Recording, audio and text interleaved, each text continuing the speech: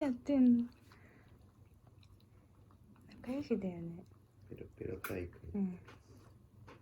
なんだかんだ仲良しだよね。ペロペロタイプだもんね。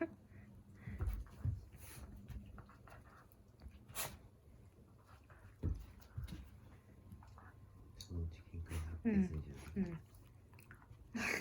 ゃない？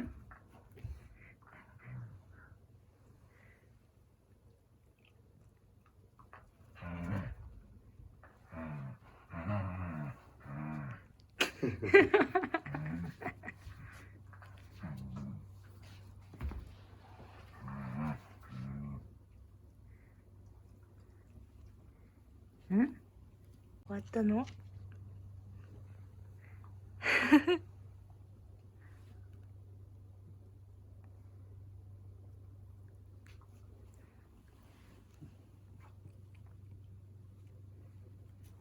終わった。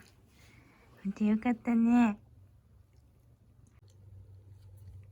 優しいね。舐めてあげたの。